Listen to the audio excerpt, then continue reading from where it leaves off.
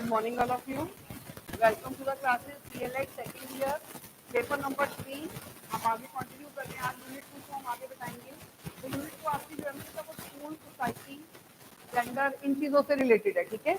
इस यूनिट के अंदर आप जो चीज़ें पढ़ोगे जैसे जेंडर डिस्क्रिमिनेशन, जेंडर इक्वालिटी, हालांकि ये टर्म्स आपने सब पढ़ी हुई हैं पहले. हम जैसे पैट्रियार्की सोसाइटी में रहते हैं, पुरुष प्रधान समाज क्या होता है और विमेन का स्टेटस यहाँ पर किस तरह का कंसीडर किया जाता है. तो जैसे लो स्टेटस रहा है शुरू से, उसके क्या कारण हैं और मतलब और अगर हम फेमिनिज्म को फॉलो करें तो बेसिकली उसमें क्या क्या टर्म्स है जो फेमिनिज्म में यूज होती हैं. तो वो सब चीजें हम यहाँ पर जेंडर से रिलेटेड, सोसाइटी से रिलेटेड जो उसके कस्टम्स बने हुए हैं या उस तरह के कंस्ट्रक्ट बने हुए हैं, उन चीजों को हम इस यूनिट के अंदर स्टडी करेंगे. ठीक है. तो देखिए इसके अंदर जो हमारा फर्स्ट क्वेश्चन है वो यही है. हमारा सबसे पहले शुरुआत यहीं से होती है कि low status, what are the causes of the low status of women. ठीक है. तो लो स्टेटस ऑफ विमेन, औरतों की निम्न स्थिति के कारण क्या क्या हैं. तो औरतों की निम्न स्थिति के कारण क्या क्या हैं कि जैसे ही शुरू से ही जो है ना मतलब उन एक छवि बनी हुई है लोगों के मन में. छवि का मतलब एक इमेज है कि लाइक मेल जो है वो बाहर काम करने के लिए जाएगा, वो पैसे कमाता है, तो लड़का होना चाहिए, ये लोगों की थॉट है. और जो गर्ल्स हैं वो बोझ होती हैं क्योंकि वो घर में रहती हैं, वो पैसे नहीं कमाती, फिर उसे दूसरे घर जाना है. अब मोस्ट इम्पॉर्टेंट थिंग कि शादी होगी तो वो दूसरे के घर चली जाएगी, तो हमारे यहाँ तो वो रहेगी नहीं. तो इन सब कारणों से जो है लो स्टेटस माना जाता है और यही कारण है जो मेजर रिस्पॉन्सिबल है उनके लो स्टेटस के. ठीक है. तो आप जब इस आंसर को बताएंगे तो सबसे पहले हम यही बात बताएंगे कि हमारे यहाँ पर जो है ना इनिशियल से ही हमारी सोसाइटी में एक तो पहले ब्रिटिश रूल रहा और मतलब फिर हमारे देश में अलग अलग तरह की प्रॉब्लम्स रही, तो उसकी वजह से ऑलरेडी पहले हमें बहुत सारी प्रॉब्लम्स को सर्वाइव मतलब प्रॉब्लम से बाहर निकलना पड़ा. और उसके बाद धीरे धीरे करके जब ये प्रॉब्लम इतनी ज्यादा जैसे डिवाइड करा वो किया या मुस्लिम रूल आया, तो उसके बाद तो इनका स्टेटस और ज्यादा क्या होता चला गया, लो होता चला गया विमेन का स्टेटस. फिर जब बहुत मुश्किल से मॉडर्न जब एजुकेशन दे रहे हैं और या ये जो आपका ऑर्थोडॉक्स से आप जो है मॉडर्न थॉट्स की तरफ जा रहे हो, तो तब थोड़ा सा लोगों की सोच में जो है परिवर्तन होने लगा. नहीं तो अभी भी जो है एज कंपेयर टू मेल अगर फीमेल की स्टेटस देखा जाए तो अभी भी कहीं ना कहीं वो डाउन ही फील होती है. Is it clear? तो यही चीज आपने यहाँ बताना है. फिर आप यहाँ बताओगे मैस्कुलिनिटी और फेमिनिटी क्या होती है.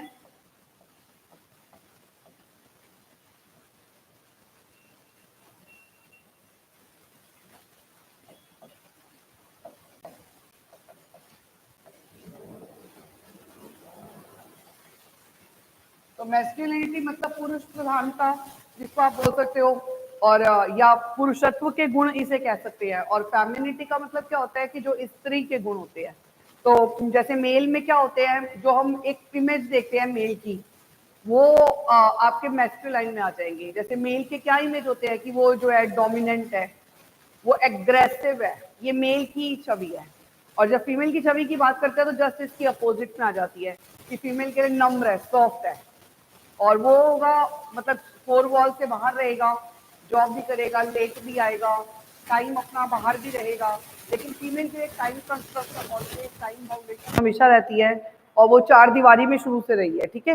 ये चीज. फिर एजुकेशन को लेकर बात करते हैं तो वो पढ़ा लिखा है, इंडिपेंडेंट डिसीजन मेकर है. लेकिन और जब फीमेल की बात करते हैं तो वो कम एजुकेटेड है और वो दूसरों पर डिपेंडेंट है, उसके लिए ये कहा जाता है. वो कमजोर है, उसके लिए ये कहा जाता है. मतलब ये सब बातें कही जाती है. ठीक है. और अगर हम देखते हैं कि इकोनॉमिकली कौन साउंड है, तो मेल इकोनॉमिकली साउंड होता है और फीमेल जो होती है वो अपनी छोटी छोटी जरूरतों के लिए मेल्स पर डिपेंडेंट रहती है. तो ये हम छवि देखते हैं. इस छवि को आप यहाँ मैस्कुलिनिटी और फेमिनिटी में एक्सप्लेन करेंगे. ठीक है. और ऐसे ही मेल के लिए हम देखते हैं तो ब्रेव वर्ड हम कह सकते हैं, और फीमेल के लिए देखेंगे तो वीक, कमजोर. ऐसे शब्द यहाँ पर लिखकर और आप इस चीज को एक्सप्लेन कर सकते हैं. ठीक है. अब आगे देखिए कॉजेज ऑफ द, क्योंकि हमारा कारण यही था कि इसके क्या कारण है लो स्टेटस ऑफ विमेन के, तो इसके कारण क्या क्या होते हैं आप इसमें एक ये भी समझा सकते हो. पहले आपने उसका बेस दिया कि पुराने समय से लेकर अब तक का, फिर आपने इसमें मैस्कुलिनिटी और फेमिनिटी के बारे में बताया, अब आप इसके कारण बता रहे हो, ठीक है। तो ये आंसर आपका तब पूरा होगा, what are the causes of low status of women in India, ठीक है। तो इसमें तीसरा पॉइंट आप क्या बताओगे कि क्या क्या कारण है हमारे यहाँ वुमेन के लो स्टेटस के। तो जैसे पहला कारण है पैट्रियार्कियल सोसाइटी। पैट्रियार्कियल सोसाइटी का मतलब क्या होता है, पुरुष प्रधान समाज। सबसे पहला फीमेल का जो लो स्टेटस है वो इसलिए क्योंकि हम रहते ही पुरुष प्रधान समाज में है, जहां पर मेल को कहा जाता है कि वंश चलाएगा, मेल को कहा जाता है कि काम करने जाएगा, मेल को प्रॉपर्टी दी जाती है, मेल को हर इंडिपेंडेंट डिसीजंस में जो है अपॉर्चुनिटी दी जाती है, लेकिन फीमेल कहीं पर भी वहां पे पार्टिसिपेट नहीं कर पाती। हम कौन से समाज में रहते हैं, पैट्रियार्कियल सोसाइटी। तो इसका पहला कारण हमारा यही है, पैट्रियार्कियल सोसाइटी।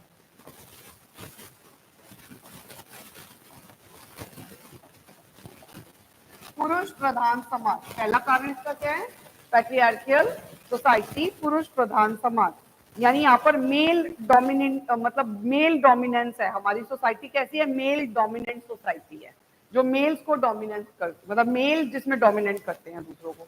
जैसे मुस्लिम कल्चर में तो आज भी फीमेल्स को जो है ना वोट इलेक्शन के लिए, और या फिर उनको जैसे अपने उनके जो प्रीस्ट होते हैं उसके लिए, ठीक है। तो आज भी उनको राइट नहीं होता कि वो जो है इलेक्ट करे मतलब उस चीज के लिए, ठीक है। तो इसके अलावा बैड सोशल कस्टम, इसके अलावा इसके और क्या कारण होते हैं, बैड सोशल कस्टम। हमारे जो रीति रिवाज है उन्होंने फीमेल्स को जकड़ के रखा हुआ है कि तुम्हें, मतलब ये चीज तुम्हें घर में बैठ के करनी है, मेल का इसमें कोई रोल नहीं है। हर चीज में मतलब फीमेल को छोटी छोटी बेकार की चीजों में फीमेल को अटका के रखते हैं। उस तरह के कस्टम में जैसे मान लो जैसे शादी भी करते हैं, छोटा सा एग्जाम्पल, तो दहेज देना पड़ता है लड़की वालों, और या लड़की को दूसरे के घर जाना होता है। तो ये इस तरह के जो सोशल कस्टम्स हैं, कहीं ना कहीं ये भी फीमेल की लो स्टेटस के लिए क्या है, रिस्पॉन्सिबल है, ठीक है। दूसरा कारण। तीसरा जो सबसे इंपॉर्टेंट कारण है वो क्या है, लैक ऑफ एजुकेशन। तीसरा कारण क्या है हमारा, लैक ऑफ एजुकेशन, क्योंकि पढ़े लिखे लोगों की कमी है। तो लोग ना जो पुरानी औरतें हैं वो आज भी मतलब लड़का ही होना चाहिए फैमिली में, उस तरह की थॉट रखते हैं, या लड़कियों को पढ़ाने नहीं भेजना, लड़कों को पढ़ाने भेजना है। या उनका बहुत सारे भाई बहन है तो वो लड़कियां उन सिबलिंग्स को संभाल रही हैं, घर में रह के खाना बना रही हैं, माँ बाप जॉब चले गए, उनको पढ़ाने नहीं भेज रहे हैं। तो लाइक क्यों, क्योंकि ये सब इस वजह से कि इसने तो दूसरे घर चले जाना है, ये हमारे को कमा के नहीं देगी, तो उन्हें बासा खाना भी दे देंगे, न्यूट्रिशनल डाइट भी नहीं देंगे, उन्हें पढ़ने के लिए भी नहीं भेजेंगे। तो लाइक वो सब प्रॉब्लम्स फीमेल के साथ रहती है, तो लैक ऑफ एजुकेशन की वजह से, क्योंकि पेरेंट्स खुद ही पढ़े लिखे नहीं है, वो इतने अवेयर नहीं है कि बच्चों को पढ़ाना कितना जरूरी है। फिर इकोनॉमिक डिपेंडेंस ऑन मेल्स, अगला कारण है इसका इकोनॉमिक डिपेंडेंस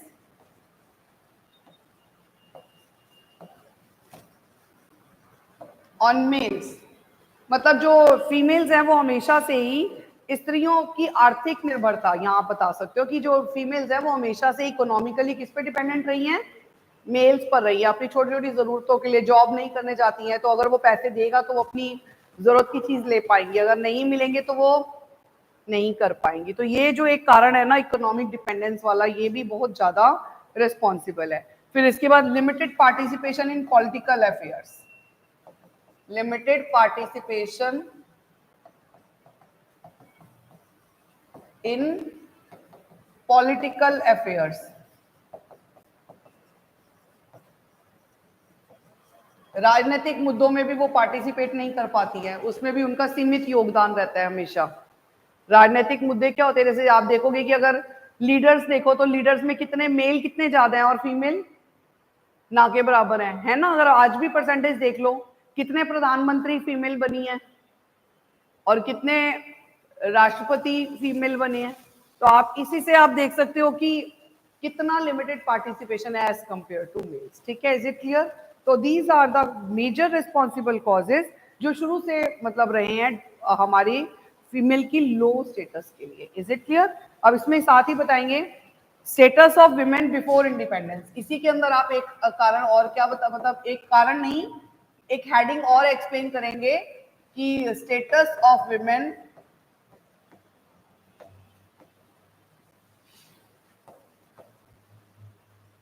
बिफोर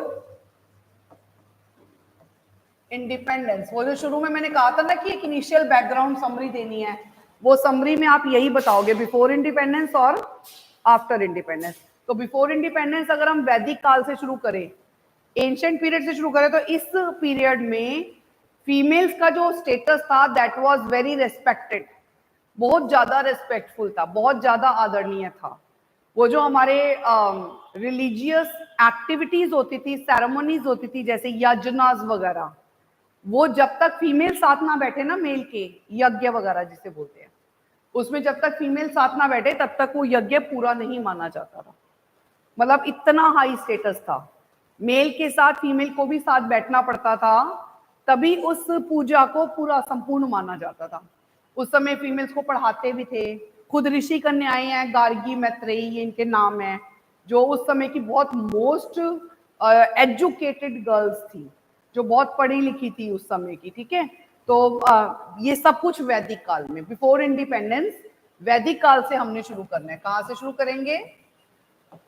वैदिक पीरियड से शुरू करेंगे। तो इस पीरियड में अगर हम बात करें तो फीमेल का जो स्टेटस थी, फीमेल की जो रेस्पेक्ट थी, that was equivalent to males, वो पूरी पूरी मेल्स के इक्विवेलेंट थी, कहीं कोई प्रॉब्लम नहीं था, कोई वेल सिस्टम नहीं था, कोई चाइल्ड मैरिज नहीं थी इस पीरियड के अंदर, पर्दा प्रथा नहीं थी, वेल सिस्टम, और कोई चाइल्ड मैरिज नहीं थी, बच्चों का जो वो विवाह कर देते हैं, ठीक है, वो चीज नहीं थी। और वो जो सती प्रथा वो भी नहीं थी इस पीरियड में, कि जैसे हस्बैंड की डेथ हो जाए तो फीमेल को साथ ही जला देना है, वो भी नहीं था। हाँ, लेकिन कब से शुरू हुई थी? वही तो तुम्हें बता रहे हैं, मुस्लिम पीरियड से। मुस्लिम से भी पहले, जब पोस्ट वैदिक काल आया था ना, बेसिकली पोस्ट वैदिक काल से जब मनु पीरियड आया था, उस पीरियड से ये चीजें स्टार्ट हुई थी, ठीक है। जो बिल्कुल इनिशियल वैदिक पीरियड है उसमें ऐसी कोई प्रॉब्लम नहीं थी, कोई भी प्रॉब्लम नहीं थी। दे वर वेरी रेस्पेक्टेड, बहुत ज्यादा रेस्पेक्टफुल स्टेटस था फीमेल्स का। ये जो वैदिक काल है ना, ये प्री और पोस्ट दो में डिवाइडेड है। तो प्री तक आप बताओगे कि everything was okay, best for females, उन्हें पढ़ाने भी भेज रहे हैं, there was no discrimination at all, everything was fine. But जब पोस्ट वैदिक काल आया ना, तो तब मनुस्मृति, मनु पीरियड आया, उसे मनु पीरियड कहते हैं।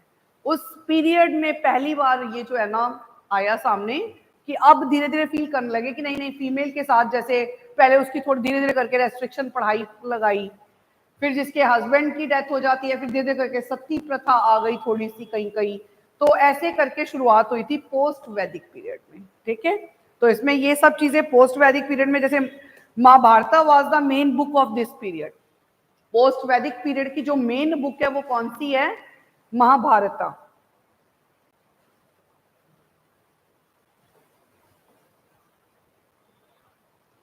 इसमें भीष्म पितामह ने कहा हुआ है कि अगर जिस कंट्री में आप फीमेल को रेस्पेक्ट नहीं करते, भीष्म पितामह के वर्ड है, जिस कंट्री में, जिस जगह पे आप फीमेल को रेस्पेक्ट नहीं करते, इसका मतलब आप गॉड को डिसरेस्पेक्ट कर रहे हो। ये उनकी थॉट थी इनिशियली।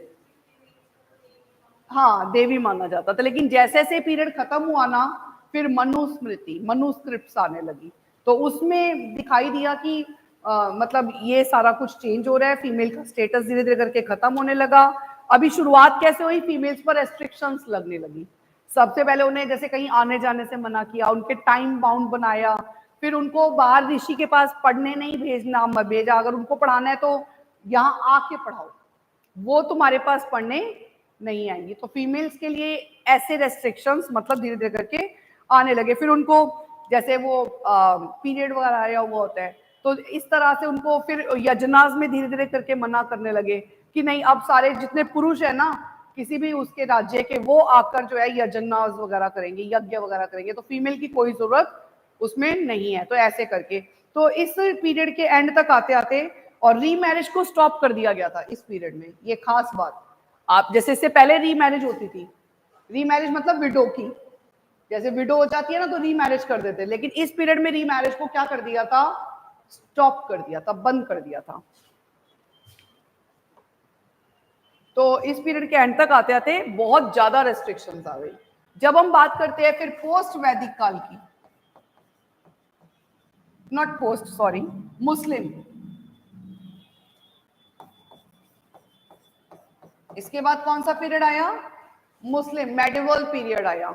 सो मेडिवल पीरियड, मुस्लिम पीरियड जो था, जो फीमेल के लिए मतलब सबसे ज्यादा आप कह सकते हो उनके स्टेटस को लेकर रिस्पॉन्सिबल, मतलब इस लेवल, इस पीरियड में तो बिल्कुल ही उनको पढ़ने का राइट छीन लिया।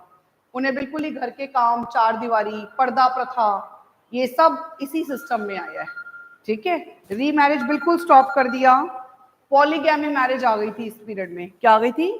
Polygamy marriage. मुस्लिम पीरियड में जो एक हस्बैंड एक से ज्यादा वाइफ रख सकते हैं, वो पॉलीगैमी मैरिज कहते हैं। हस्बैंड को वो चीज अलाउड कर दी, और जबकि फीमेल्स को जो उसकी रीमैरिज के लिए भी मना कर दिया, फीमेल्स को रीमैरिज के लिए भी मना कर दिया। और विडो, जो विडो मैरिज होती है ना, लाइक उसके लिए मना कर दिया। सती प्रथा इससे पहले ही आ चुकी थी, ऑलरेडी पोस्ट में ही आ गई थी, तो यहाँ पर तो उसको भी बहुत ज्यादा वो कर दिया। तो इसके अंदर देखो क्या क्या चीजें आई हैं मेनली।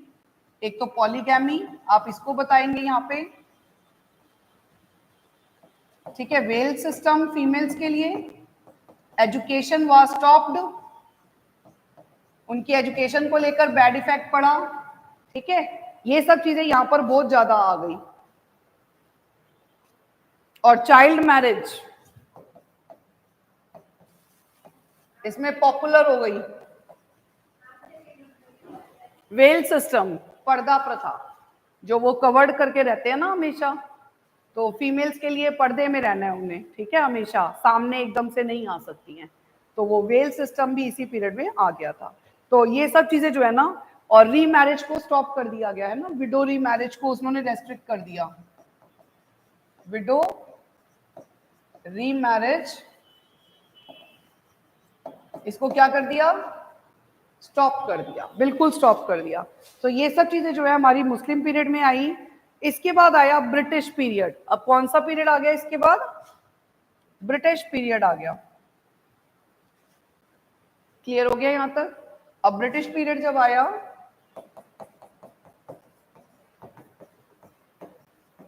ब्रिटिश पीरियड जब आया, तो ब्रिटिश पीरियड के लिए खास बात है कि वो हमारे यहाँ आए तो है, लेकिन ट्रेड के पर्पज से आए थे। वो तो जितना सामान था वो यहाँ से, वो उन्हें यहाँ के लोगों से पर्सनली कोई लेना देना नहीं था।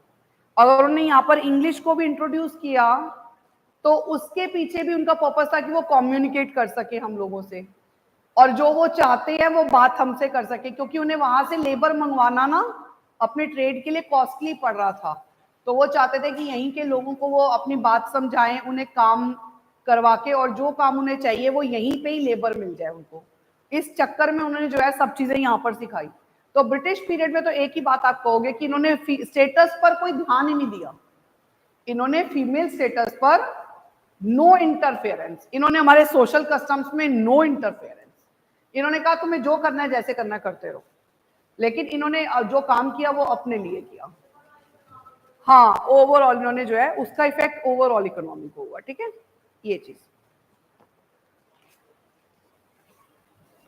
हाँ, लेकिन इस पीरियड में जो मेन कॉजेस थे, खुद ब्रिटिशर्स नहीं थे, लेकिन कुछ कॉजेस तो होंगे ना, causes of low status of women.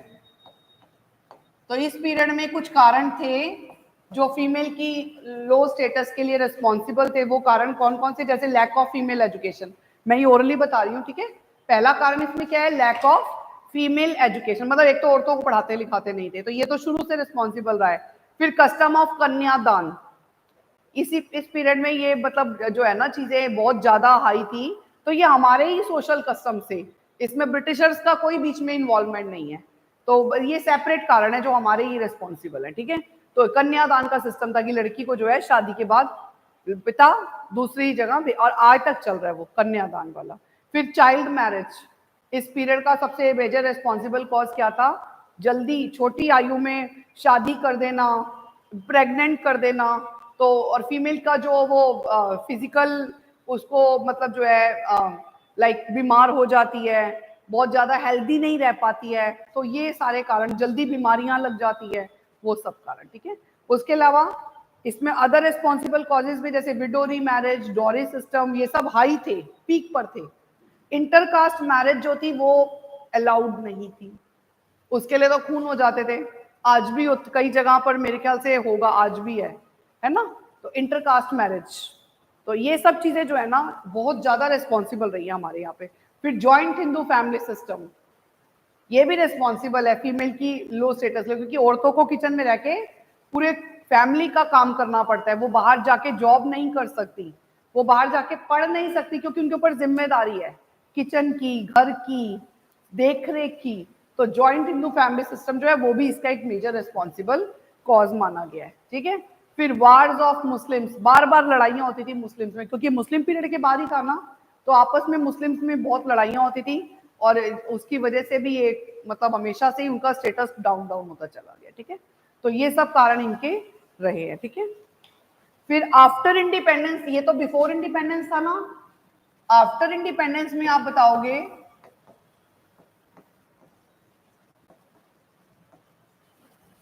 After independence में जो स्टेटस की अगर बात की जाए, स्टेटस ऑफ विमेन, तो आप इसमें दो चीजें बताओगे, एक्सप्लेन करोगे।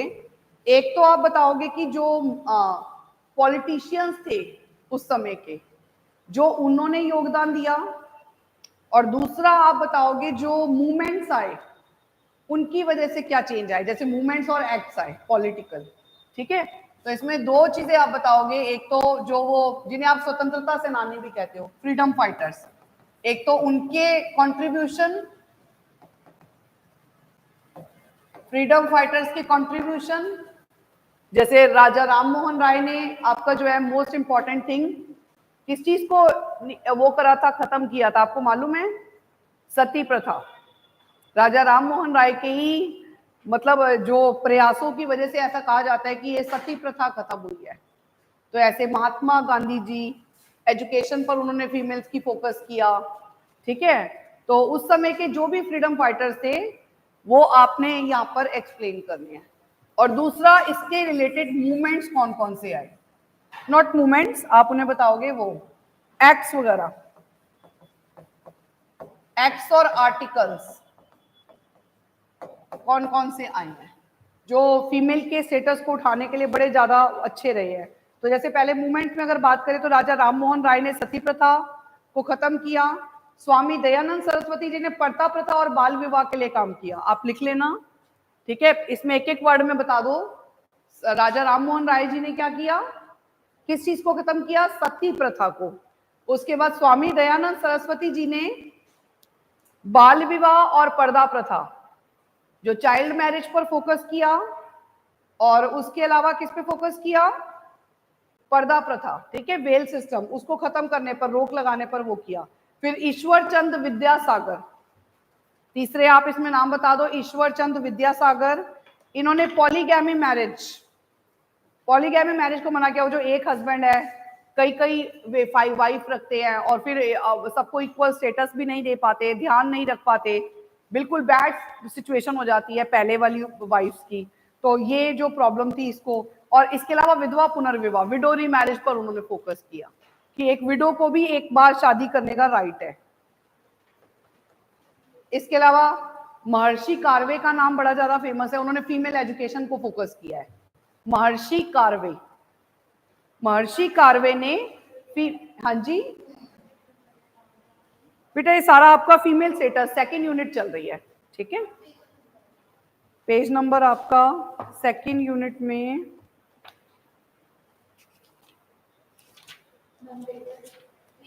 Paper 3, yes.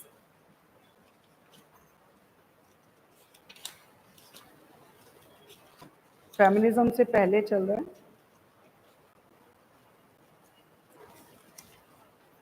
पेज नंबर 59 से लेकर, दिस इज ऑल रिलेटेड 64 तक, ठीक है, ये सारा पार्ट है। इसके बाद आपका दूसरा क्वेश्चन फेमिनिज्म का स्टार्ट हो जाता है, वो हम अभी करेंगे, ये करने के बाद फिर फेमिनिज्म स्टार्ट हो जाएगा। इंग्लिश मीडियम में, हिंदी मीडियम में, हाँ इंग्लिश मीडियम में, ठीक है। मतलब आपका इसी पार्ट में ये वाला सारा मिल जाएगा, ठीक है। अब देखिए इसमें ये आपको समझ में आया, एंड द लास्ट मैंने आपको क्या बताया, महर्षि कार्वे, जिन्होंने फीमेल एजुकेशन को लेकर फोकस किया। अगर आप इतने पॉइंट्स भी बता देते हो ना, it's more than enough. Okay जी, मूवमेंट्स में आप ये सारे बता दो, फ्रीडम फाइटर्स। अब एक्ट्स और आर्टिकल्स भी आए हैं इससे रिलेटेड कई सारे, तो इनके पहले तो इनके स्ट्रगल की वजह से ही हमें जो है इतना फीमेल का स्टेटस, वो जो बहुत ही वर्स्ट सिचुएशन थी ना, वो इम्प्रूव हो गई। ठीक है, उसके अलावा कुछ आर्टिकल्स आए जिन्होंने कंपल्सरी भी कर दिया कि जैसे अगर आप ऐसा करेंगे तो आपको कानूनी तौर पर जो है सजा मिलेगी। तो जब ये चीजें आई ना तो लोग थोड़ा और डरने लगे। तो कुछ एक्ट्स ऐसे आए हैं जो इससे रिलेटेड, जैसे सती प्रोहिबिशन एक्ट 1829। तो ये सती प्रोहिबिशन एक्ट है जो सती प्रथा को खत्म करने के लिए आया था उसी समय जब राजा राम मोहन राय के प्रयास चले, उसी समय ही आया था एक्ट। ठीक है, 1829 में आया। एक हिंदू विडो रीमैरिज एक्ट 1856 में आया है। ये एक्ट्स के नाम लिख लो। पहला एक्ट सती प्रोहिबिशन एक्ट 1829 लिख लिया। दूसरा लिख सकते हो Hindu widow remarriage act 1856, Hindu widow remarriage act. ठीक है, तीसरा लिखोगे child marriage restraint act, child marriage restraint act. इसका मतलब है बाल विवाह को वो मना करना, उस पर रोक लगाने का से संबंधित नियम। ठीक है, तो बच्चों की शादी नहीं करनी है, थोड़े एक एज के बाद, मतलब एज डिटर्मिन की गई उसके अंदर कि उससे पहले शादी नहीं कर सकते हैं। उसके अलावा स्पेशल मैरिज एक्ट, कि अगर किसी के हस्बैंड की डेथ हो जाए या वाइफ की, तो स्पेशल मैरिज एक्ट, ठीक है, उसके लिए आया। हिंदू मैरिज एक्ट आया। उसमें मतलब जो फीमेल्स हैं, हिंदू फीमेल्स हैं, उनको सपोर्ट देने के लिए इस एक्ट में बहुत सारी बातें बोली हुई है। उनको एजुकेट करो, उनको मतलब जल्दी जल्दी मदर नहीं बनाना है, मतलब इसमें सारा उन चीजों से रिलेटेड पॉइंट्स बताए गए हैं। ठीक है, नेक्स्ट इसके अंदर आया Hindu minority and guardianship act, Hindu minority और गार्जियनशिप एक्ट। फिर immoral traffic act, immoral traffic act 1956 में आया ये। इमोरल ट्रैफिक एक्ट का मतलब क्या होता है, जिसमें जो ये लड़कियों को बेच देते हैं, तो ऐसा कोई देह व्यापार करता हुआ अगर पाया गया तो उसको सजा मिलेगी। ठीक है, तो उससे रिलेटेड ये एक्ट है। और डॉरी प्रोहिबिशन एक्ट भी आया हुआ है, डॉरी प्रोहिबिशन एक्ट। ठीक है, 1961 में आया हुआ है डॉरी प्रोहिबिशन एक्ट। ये सब एक्ट फीमेल के को मतलब उनके स्टेटस को इंप्रूव करने के लिए है। Dowry prohibition act 1961 1। ठीक है जी, ये सारा आप बताओगे ना, ये सारा हमारा फेमिन मतलब उसको फीमेल के लो स्टेटस के कारण शुरू से लेकर अब तक हमने यही सब तो पढ़ा। उसके कारण जो हमने शुरू में पढ़े कि एजुकेशन की कमी है और पेरेंट्स इलिटरेट हैं, है ना, और पैट्रियार्की सोसाइटी है, लेडीज को पार्टिसिपेट करने नहीं देते इकोनॉमिक अफेयर्स में, उनकी इकोनॉमिक डिपेंडेंस मेल पे रहती है, वो सारे उनके लो स्टेटस के कारण रहे हैं। ठीक है, तो ये सब चीजें, और ब्रिटिशर्स ने इसमें कोई उनकी स्टेटस को इंप्रूव करने के लिए कोई ऐसा खास रोल प्ले नहीं किया। इनफैक्ट उन्होंने हमारे सोशल कस्टम्स में कहीं पर भी अपना वो नहीं दिया, योगदान नहीं दिया। ठीक है, उनको इंप्रूव करने में। इसके बाद हमारा जो second part of the chapter आ जाता है बेटा, वो आपका है फेमिनिज्म से आप क्या समझते हो। ये this is the second part. Hindi medium में 73 और इंग्लिश मीडियम में 65 पेज नंबर से ये पार्ट जो है ना सेकंड वाला स्टार्ट हो जाता है, फेमिनिज्म वाला। ठीक है, तो देखिए इधर इसमें फेमिनिज्म क्या होता है। दूसरा क्वेश्चन हमारा जो इस यूनिट का स्टार्ट होता है वो फेमिनिज्म के ऊपर आता है। फेमिनिज्म और इसके टाइप्स कौन कौन से हैं। ठीक है, सो फेमिनिज्म और इसके टाइप्स कौन कौन से, इसको आप नारीवाद, स्त्रीवाद कुछ भी कह सकते हो। इसकी मुख्य विशेषताएं, इसके क्या, इसके अंदर मतलब अलग अलग टाइप्स हैं, प्रकार हैं, वो सब बातें आप यहाँ पर बताएंगे। पहली बात तो अगर हम फेमिनिज्म की बात करते हैं तो इसका मतलब विच इज फीमेल रिलेटेड, जो महिलाओं से संबंधित है। फेमिनिज्म मतलब एक ऐसी विचारधारा, आईएसएम मतलब ये फेमिनिज्म मतलब क्या हो गया, आईएसएम के साथ ऐड हो रहा है ना, तो जहां आईएसएम आ जाता है दैट इज कॉल्ड स्टडी, विचारधारा, थॉट, ठीक है। तो जो फीमेल से रिलेटेड थॉट है, तो अगर ऐसी थॉट को हम स्टडी करना चाहते हैं तो हम किसके अंदर पढ़ेंगे, फेमिनिज्म के अंदर पढ़ेंगे। तो फीमेल से रिलेटेड थॉट का मतलब जैसे फेमिनिज्म एक तरह का मूवमेंट है, एक तरह का आप आंदोलन कह सकते हो, है जो which is related to the safety and security और the welfare of female. Okay, it's a type of movement which is related to the, it is a type of movement which is related to the safety and security for the safety and security of welfare of female, of welfare of female. तो ये जो आपका है सारा किससे related है, safety and security of the female. इसमें जो भी थॉट बताई जाएगी, जो भी कुछ डिस्कस किया जाएगा, जो भी कुछ इंप्रूवमेंट लाया जाएगा, वो किसकी बात को ध्यान रखते हुए, फीमेल्स को ध्यान रखते हुए लाया जाएगा। मतलब उनको कहीं पर भी कोई प्रॉब्लम नहीं होनी चाहिए।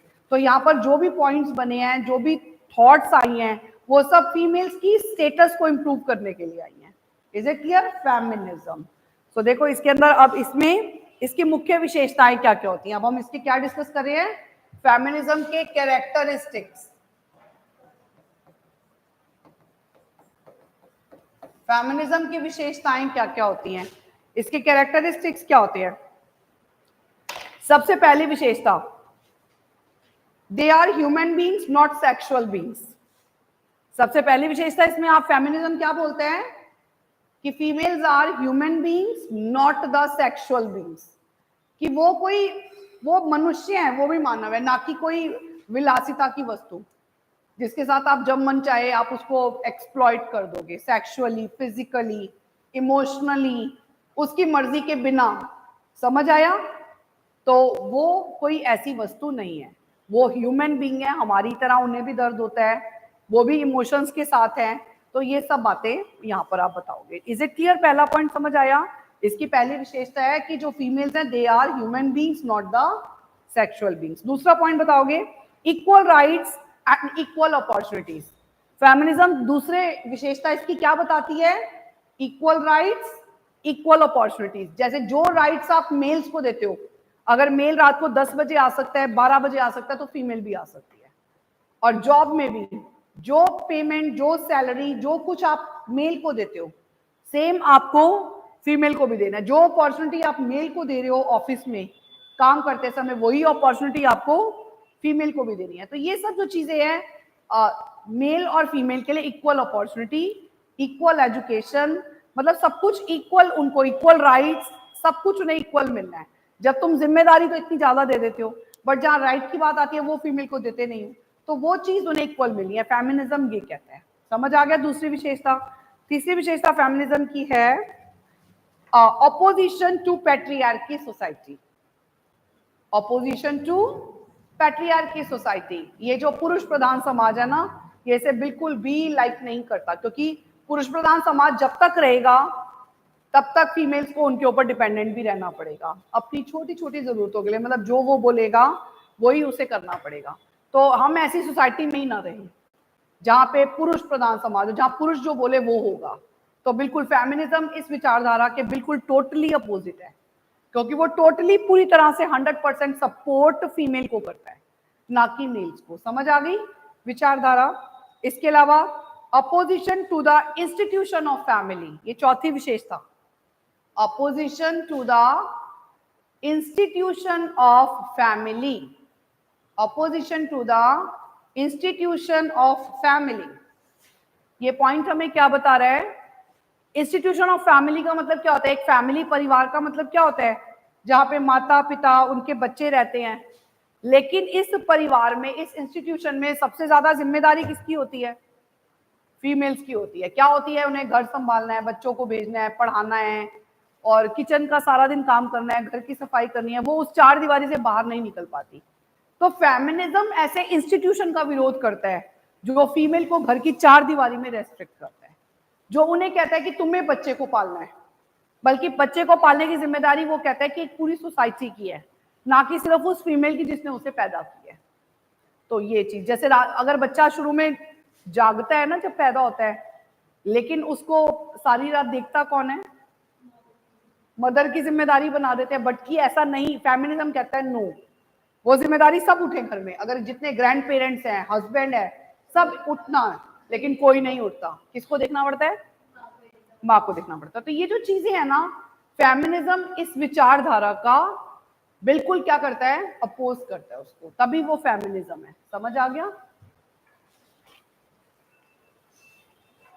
इसके अलावा अगली विशेषता इसमें बताई गई है, change in the traditional role of women. अगली विशेषता फेमिनिज्म की क्या है? Change in the traditional role of women. वो जो पुराने से समय से चला आ रहा है ना विमेन का ट्रेडिशनल रोल, की किचन की चार दीवारी, तुम्हें बाहर नहीं जाना, जॉब नहीं करनी, ये सब ट्रेडिशनल रोल में है। वो तो सॉफ्ट है, वो तो बेचारी है। ये सब चीजें आपने क्या करनी है? उनके रोल से खत्म कर देनी है। अभी वो भी ब्रेव बनेंगी, अभी वो भी एजुकेटेड बनेंगी, वो भी सेल्फ डिपेंडेंट बनेंगी, वो घर में नहीं रहेंगी, वो फैमिली को नहीं संभालेंगी, वो भी काम करने मेल के साथ जाएंगी, और घर आने के बाद मेल भी उनके साथ खाना पकाएगा। तो दोनों की इक्वल जिम्मेदारी होगी। आज की डेट में ये है, ठीक है? उस रोल को इन्होंने चेंज कर दिया है। इसके अलावा ऑपोजिशन ऑफ मोनोगैमस मैरिज, जो फेमिनिज्म है मोनोगैमस मैरिज का विरोध करता है। मोनोगैमस मैरिज,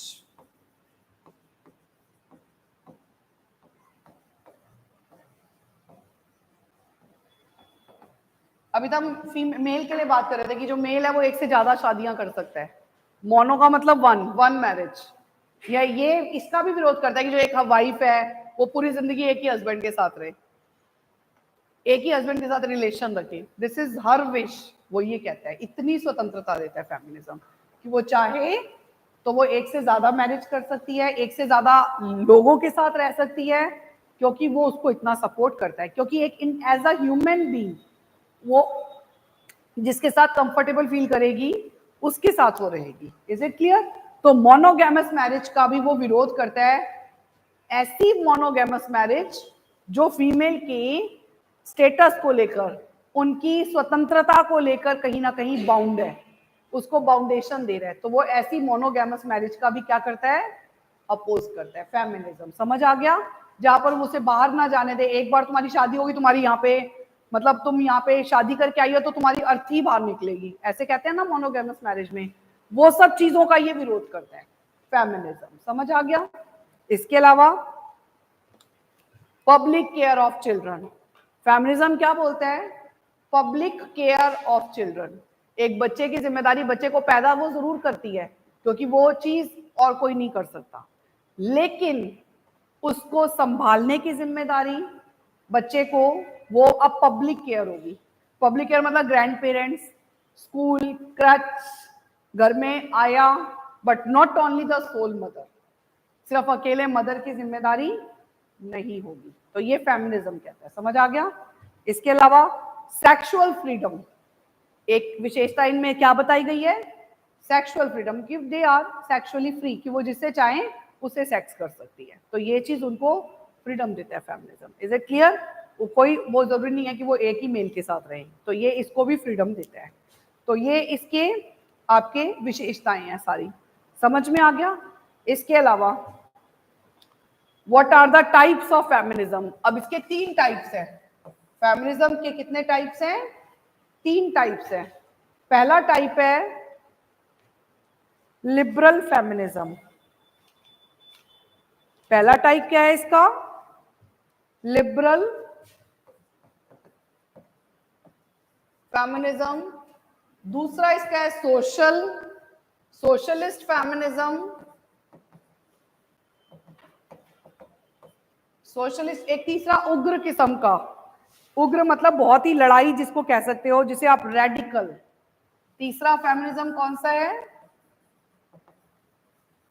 सबसे ज्यादा आग वाला, जिसे आप कह सकते हो सबसे ज्यादा हॉटेस्ट, रेडिकल फेमिनिज्म। ठीक है? तो जो लिबरल है वो सिर्फ सोच को लेकर लोगों की काम करता है। लिबरल फेमिनिज्म किस बात पे काम करता है?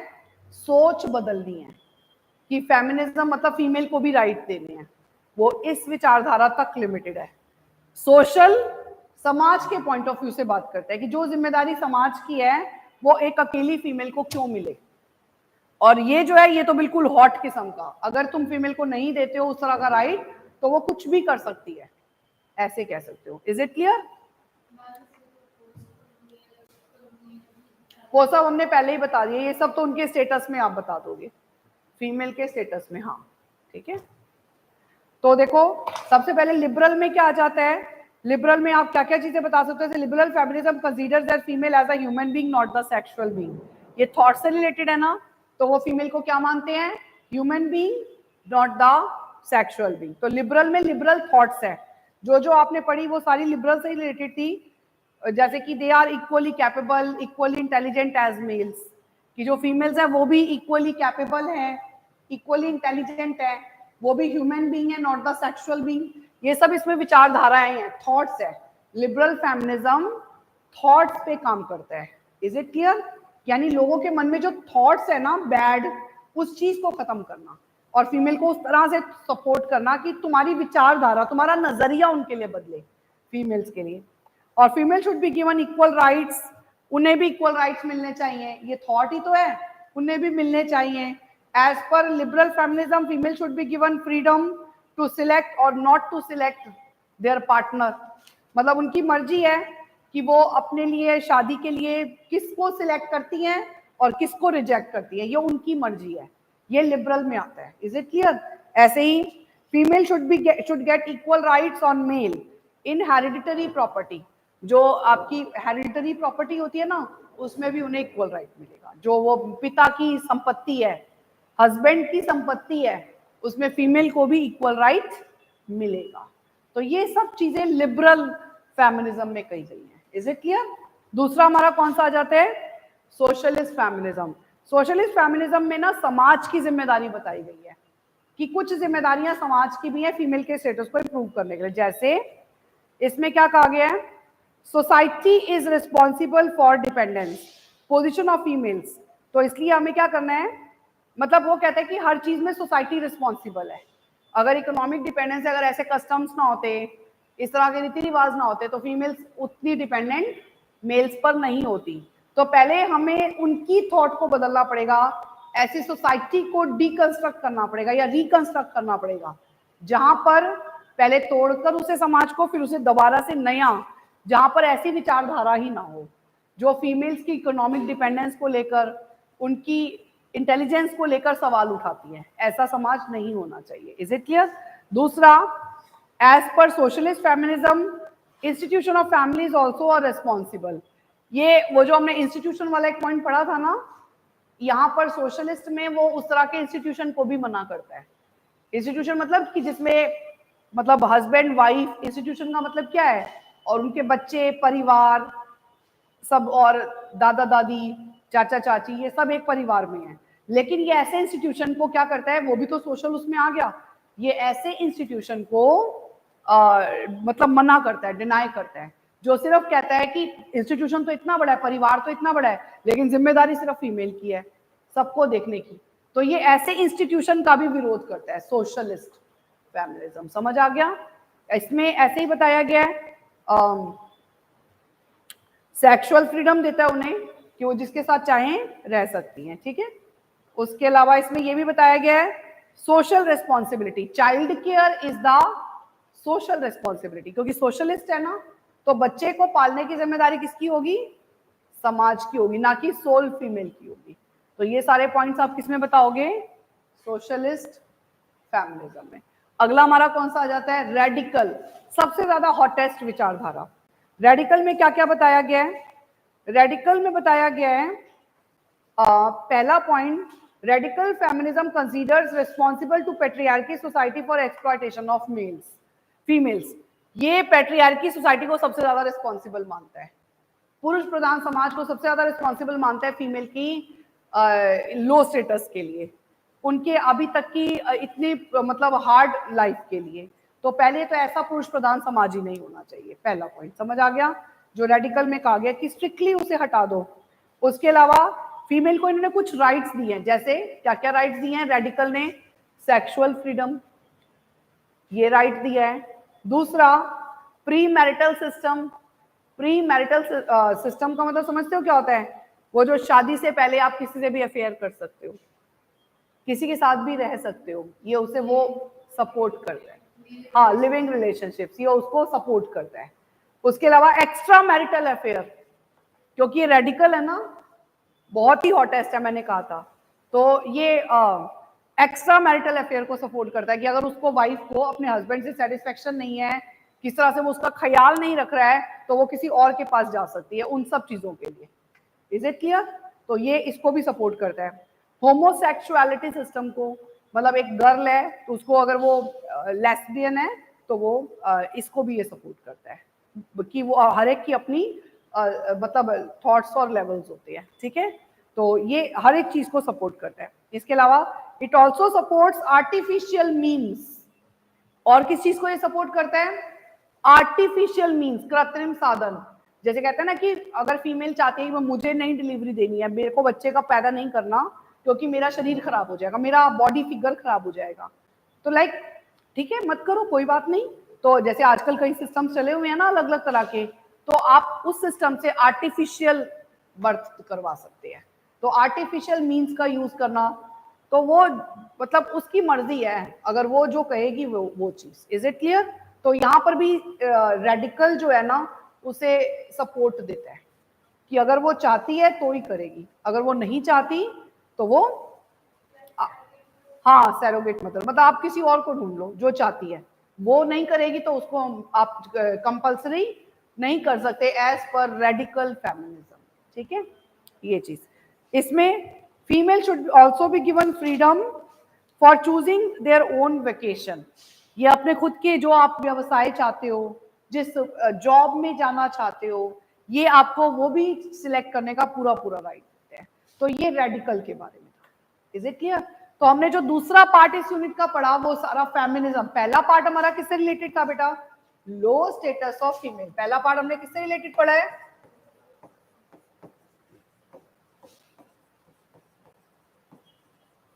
दूसरा क्या पढ़ा? इसमें हमने पैट्रियार्की सोसाइटी पढ़ी है, मैस्कुलिनिटी और फेमिनाइन थॉट पढ़ी है, तो वो सब चीजें हमने पहले में पढ़ी थी। दूसरा फेमिनिज्म क्या होता है, इसके टाइप्स क्या होते हैं, इसकी विशेषताएं क्या होती हैं, ये हमने पढ़ा। तीसरा क्वेश्चन हमारा है गर्ल्स एजुकेशन के ऊपर। तीसरा क्वेश्चन हमने क्या करना है इस यूनिट के अंदर? गर्ल्स एजुकेशन, लड़कियों की शिक्षा क्यों जरूरी है। तो सबसे पहले आप यही बात करेंगे, why there is a need, girls education की नीड एंड इंपॉर्टेंस। इसमें क्या बताओगे? Why there is a need and importance, क्या जरूरत है, हमें क्यों फीमेल्स को पढ़ाना, लड़कियों को पढ़ाना जरूरी है। तो पहला इसका आ जाता है Fuller development of human resources. पहला कारण इसका क्या है? Fuller development of human resources. मतलब क्या है कि हमारे यहाँ जितने मेल्स हैं, फीमेल्स भी है ना, तो आप सिर्फ एक पार्ट को यूज कर रहे हो मेल्स को काम के लिए, और फीमेल तो किसी भी प्रोडक्शन में, किसी भी वर्क में योगदान नहीं दे पा रही, देश में कोई योगदान नहीं दे पा रही, तो आपने उन्हें भी इक्वल अपॉर्चुनिटी देनी है, उन्हें भी एजुकेट करना है, उन्हें भी योगदान देने योग्य बनाना है। तो उसके लिए हमें क्या जरूरत है? एजुकेशन की। तो why there is a need of education, पहला पॉइंट समझ आ गया। दूसरा पॉइंट आ जाता है to achieve the goal of full literacy. To achieve the goal of full literacy, हम चाहते हैं कि सभी साक्षर बने। तो सभी का मतलब क्या है यहाँ पे? सभी का मतलब मेल फीमेल एवरीवन। तो सभी में तो मेल भी आ जाते हैं और फीमेल भी आ जाती हैं। तो ऑल को अगर आपने लिटरेट बनाना है तो आपको फीमेल एजुकेशन पे क्या करना पड़ेगा? ध्यान देना पड़ेगा कि माता पिता अपनी लड़कियों को भी, बेटियों को भी स्कूल पढ़ने के लिए भेजें, तभी ये जो फुल लिटरेसी वाला मिशन है वो आप फुलफिल कर सकते हो। समझ आया? तीसरा कारण फॉर सोशल चेंज। तीसरा कारण इसका क्या है? For social change. आप सामाजिक परिवर्तन लाना चाहते हो, उसके लिए भी जरूरी है कि आपको उन्हें मतलब वो करना। तो आप सोशल परिवर्तन में जैसे डॉरी सिस्टम है, कुछ और भी है, इंटरकास्ट मैरिजेज हैं, ये सब चीजें अगर आप चाहते हो तो लड़कियों को आपको पहले सेल्फ डिपेंडेंट बनाना पड़ेगा, तब फिर वो जिसको सिलेक्ट करेंगी, या जैसे लव हो जाता है इंटरकास्ट में या किसी और में, तो फिर अलाउड कर देते हैं अगर पढ़ी लिखी होती है बच्चे दोनों, तो वो खुद ही आपस में राजी होते हैं, तो फैमिली को वो देखते ही नहीं है फिर उस तरह से। तो बहुत जरूरी है लड़कियों का पढ़ना लिखना। उसके बाद to develop the awareness among women. चौथा पॉइंट हमें क्यों इसकी जरूरत है, to develop the awareness among women. एक ये भी कारण है, आपने उनके मतलब दिल दिमाग में एक जागृति लानी है। अगर वो पढ़ी लिखी होंगी तभी तो वो जागृति होगी, तभी तो वो समझ पाएंगे कि मेरे को सब घर में परिवार वाले ही मुझे एक्सप्लॉइट कर रहे हैं, मतलब ये सब चीजें मेरे साथ गलत हो रही हैं। ये समझाने के लिए उन्हें घर की चार दीवारी से बाहर निकालना पड़ेगा, उन्हें स्कूल का रास्ता दिखाना पड़ेगा, उन्हें पढ़ाना लिखाना पड़ेगा बेसिकली। Is it clear? तो ये जरूरी है। उसके बाद for building the character of children, for building the character of children, इसका मतलब है कि अगर एक मेल एजुकेटेड होता है तो वो सबको एजुकेट नहीं कर सकता, वो अकेला एजुकेटेड है। लेकिन अगर एक फीमेल एजुकेट है तो वो अपने बच्चों को, बच्चे पढ़े लिखे होंगे आगे फर्दर बच्चों को, तो मतलब उसकी आगे फर्दर जनरेशन समझ लो पढ़ी लिखी हो गई अगर एक फीमेल एजुकेटेड है। तो ये जो बिल्डिंग कैरेक्टर होता है ना, एक अच्छा चरित्र देना अपने बच्चों को, ये सिर्फ एक पढ़ी लिखी औरत जो है ना, पढ़ाना लिखाना, उसको उस काबिल बनाना, ये पढ़ी लिखी लेडीज अच्छा कर सकती हैं। Is it clear? समझ आ गया? Next is to solve many national problems. कई बार ना कुछ ऐसी प्रॉब्लम्स होती हैं, ऐसे इश्यूज होते हैं जिनका सॉल्यूशन मेल के पास नहीं होता, कभी कभी फीमेल्स उस बात के सॉल्यूशन सामने रख देती हैं। तो उस तरह के जो बड़े इश्यूज हैं उसमें आपको उनके भी विचारधारा जाननी चाहिए, जैसे अनएम्प्लॉयमेंट, पॉपुलेशन एक्सप्लोजन, ये सारे कॉमन इश्यूज है ना, आप इन इश्यूज पर फीमेल की भी सलाह ले सकते हैं। तो उसके लिए लेकिन उन्हें पढ़ाना लिखाना जरूरी है, तो पहले वो पढ़ी लिखी होंगी तभी तो उस लेवल पे सोच पाएंगी या अपना योगदान दे पाएंगी। तो उसके लिए भी हमें क्या जरूरत है, गर्ल एजुकेशन या फीमेल एजुकेशन की जरूरत है। फॉर ऑल राउंड डेवलपमेंट, इसमें आखिरी पॉइंट क्या बताया गया है, फॉर ऑल राउंड डेवलपमेंट, उनके चहुमुखी विकास के लिए। चहुमुखी मतलब फिजिकल, मेंटल, सोशल, इमोशनल, कोई भी एस्पेक्ट छूटे ना, उनका संपूर्ण विकास करने के लिए भी गर्ल एजुकेशन बहुत ज्यादा जरूरत है। अब इसमें आता है बेटा प्रॉब्लम्स। अब इसमें आप क्या बताओगे आगे, समस्याएं क्या क्या आती है? भाई गर्ल एजुकेशन आप चाहते तो हो, उसकी ये विशेषताएं हैं, ये नीड और इम्पोर्टेंस है, लेकिन कुछ प्रॉब्लम्स है जो कभी भी गर्ल्स को एजुकेट होने नहीं दिया जाता। कुछ ऐसे कारण हैं जैसे पर्दा प्रथा, कि लड़कियों को हमें बाहर नहीं, मुस्लिम तो आज भी कहते हैं हमें नहीं लड़कियों को बाहर भेजना, कईयों में भी कहते हैं, और खाली मुस्लिम्स में नहीं, कईयों में कहते हैं कि हमें ये नहीं करना, हमें वो नहीं करना। आज भी आप कहीं ऐसे राजस्थान के छोटे से पार्ट में चले जाओ, मतलब शादी कर देंगे, कई जगह पर तो फीमेल है ही नहीं, बाहर से लानी पड़ती है शादी के लिए भी। तो ये सब चीजें क्या है कि पर्दा प्रथा हमारे यहाँ पर बड़ा रिस्पॉन्सिबल है फीमेल को एजुकेट करने के लिए, मतलब वो जाने ही नहीं देते बाहर में पढ़ने के लिए। Is it clear? पहला। दूसरा कारण इन्होंने इसमें बताया है इनसिक्योरिटी एंड सेफ्टी, ये एक क्वेश्चन मार्क है फीमेल्स के लिए।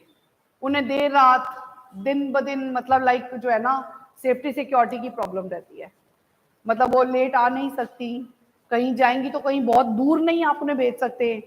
कई बार तो गांव में भी स्कूल ऐसे होते हैं जिनमें किसी खेत से निकल के जाना पड़ रहा है, तो फिर पेरेंट्स नहीं चाहते कि हमारा बच्चा, हमारी बेटी जो है, हमने ऐसा पढ़ाने के लिए नहीं भेजना जहाँ उनकी सेफ्टी सिक्योरिटी को लेकर क्वेश्चन मार्क हो। तो ये एक बड़ी रिस्पॉन्सिबल प्रॉब्लम है जो उनकी एजुकेशन के लिए कहीं ना कहीं कारण है। Is it clear? तीसरा इन्होंने इसमें बताया है अर्ली मैरिज ऑफ गर्ल्स, ये बड़ा रिस्पॉन्सिबल कॉज है, प्रॉब्लम है कि लड़कियों की ना, वो कहते हैं हमारी एक जिम्मेदारी है, जैसे जिस दिन लड़की पैदा होती है ना, उस दिन से उसके लिए दहेज इकट्ठा करना शुरू कर देंगे माँ बाप, पैसे इकट्ठे करने शुरू कर देंगे, उसको किचन में काम करना सिखाने लग जाएंगे, और बच्चों की जिम्मेदारी, जैसे सिबलिंग ज्यादा होते हैं तो उसको घर में अपने भाई बहनों को देखना पड़ता है, और फिर उसकी जल्दी मैरिज करेंगे। भाई लड़कियां तो जितनी जल्दी पराए दूसरे घर चली जाए ना, उनके लिए उतना अच्छा है, मतलब हम अपनी जिम्मेदारी से मुक्त हो गए, ऐसे कह लो। तो ये भी एक बड़ा रिस्पॉन्सिबल कारण है जिसकी वजह से उन्हें पढ़ाना लिखाना पेरेंट्स नहीं चाहते। एक और है ट्रेडिशनल थॉट्स। एक इसलिए मोस्ट रिस्पॉन्सिबल कॉज क्या है? Traditional thoughts. हमारी जो सबसे पुराने समय से एक विचारधारा चली आ रही है कि औरतों की तो पहली जिम्मेदारी, जो प्रथम जिम्मेदारी है वो क्या है? फर्स्ट रिस्पॉन्सिबिलिटी क्या है? केयर एंड मतलब केयर, और जो वो 4 boundaries of the 4 walls of the home, ये उनकी पहली जिम्मेदारी है। परिवार को देखना, एक अच्छी बहू बनो, एक अच्छी बेटी बनो, एक अच्छी मदर बनो, बस। एक अच्छी एजुकेटेड इंडिपेंडेंट फीमेल बनने का राइट तो उसके पास है ही नहीं। तो ये एक मेजर रिस्पॉन्सिबल कॉज है। हमारी ट्रेडिशनल थॉट्स ही ऐसी हैं जिसमें उनको उनके स्टेटस में बहुत कुछ देखा गया है, बट पढ़ी लिखी औरत का स्टेटस नहीं देखा गया। तो भी उसे घर को, हाँ, घर के लिए, खुद के लिए नहीं कमा रही, घर के लिए कमा रही है, और घर के भी सारे काम करेगी। सुबह करके जाएगी, खिला के जाएगी, पिला के जाएगी, आके फिर सबके लिए काम करेगी। हाँ, फिर जा। तो ये जो चीज है ना, ये बड़ा मतलब ये सब रिस्पॉन्सिबल कॉजेज है। ठीक है, ये तो पॉइंट है ही, पर एक मतलब जो अगर हम प्रैक्टिकली देखें ना, तो उसमें ना जो घर की जो आंटी होती है या फिर सास हो या माँ हो, वो ही ऐसी शिक्षा देती है, वो ही देती है, वो खुद वही वो चाहती है कि यही सब ये भी आगे पैटर्न को फॉलो करे, और उनको इरिटेशन, हाँ, तो सारे पुरुष चेंज, क्योंकि वो चेंज होने नहीं देती है, वो होने नहीं देती, यही मेजर कॉज होता है। Is it clear? तो ऐसे इलिटरेसी, इसका कारण इलिटरेसी ऑफ पेरेंट्स भी है, क्योंकि वो खुद पढ़े लिखे नहीं है, चाहे वो लड़के के माता पिता कह लो, चाहे वो लड़की के माता कह लो, लेकिन खुद पेरेंट्स इलिटरेट है। तो पेरेंट्स इलिटरेट है तो लड़कियों को वो पढ़ाना नहीं चाहते, लगता है लड़का पढ़ लिख जाए, वो उसने कमाना है, लड़की को पढ़ा के क्या करना है। तो ये भी एक प्रॉब्लम है। ठीक है, तो इस वजह से हम, और कोई इनिशिएटिव नहीं लेता, लैक ऑफ प्रॉपर इनिशिएटिव, कोई इसमें पहल नहीं करना चाहता। और अभी अगर हम भी बोले ना कि लड़का, जैसे मेरा बेटा है, हाँ, बेटा तुम ये काम करते हैं, हाँ, लड़की को खुद बता दिया, हाँ, या वो खुद ही जाएगी काम करके, हाँ, तो यही चीज, हाँ, मतलब ना ये थॉट सिखाना भी नहीं चाहते, क्योंकि उनकी विचारधारा में ही ये चीज है। तो ये जो सोच है ना इंसान की, वही एक्चुअली बदलने नहीं देती है जगह जगह पर ना। तो हमें अगर इसके लिए आपको सॉल्यूशन आ जाए, मान लो स्ट्रेटजीज आ जाए, आप क्या स्ट्रेटजीज यूज कर सकते हैं, तो अगर हम इन प्रॉब्लम्स को क्या कर दें, खत्म कर दें, तो अपने आप वो स्ट्रेटजीज बन जाएगी। जैसे ट्रेडिशनल थॉट्स है, तो हम उन्हें क्या करें, चेंज करने की कोशिश करें। और पहल नहीं कोई करता तो कहीं ना कहीं किसी को तो पहल करनी पड़ेगी। जैसे रेडिकल फेमिनिज्म है ना, तो स्ट्रांगली उस पर आ जाओ। तो जब हम स्ट्रांगली उस पर आ जाएंगे तो अपने आप लोगों को बदलना पड़ेगा। कहते हैं जब तक हम सहते हैं ना, तब तक ही हमसे वो चीज कराई जाती है। जिस दिन आप अपना रूप दिखा दोगे ना, उस दिन सामने वाला चुप हो जाएगा। तो कहीं ना कहीं स्टेप अप करना पड़ेगा, कहीं ना कहीं कदम उठाना पड़ेगा, कहीं ना कहीं हमें उसके लिए खुद से रिस्पॉन्सिबल बनना पड़ेगा। अगर हम एक्सप्लॉइट होंगे तो सामने वाला तो एक्सप्लॉइट करेगा। तो जरूरत है खुद को उठाने की, खुद अपने आप को हमने सोचना है कि हमने जैसे भी करके, जो भी परिस्थितियां हैं, हमने पढ़ना है, हमने आगे बढ़ना है, हमने इंडिपेंडेंट बनना है। तो जब ये विचारधारा हमें रहेगी ना, तो हम अपने बच्चों को भी वो चीज सिखा पाएंगे। कहीं ना कहीं किसी को तो वहां बीच में ब्रेक लाना पड़ेगा, ब्रेक करना पड़ेगा उन पुरानी चीजों को और नई चीजों के साथ, और अपनी एक सोसाइटी हमें शुरू करनी पड़ेगी। Is it clear? तो ये इसके सॉल्यूशन हो सकते हैं। अब इसमें एक क्वेश्चन आता है, what are the strategies for raising academic achievements of the girls. ये गर्ल एजुकेशन हुआ ना, अब इसमें आप क्या स्ट्रेटेजीज यूज कर सकते हो फॉर द एकेडमिक अचीवमेंट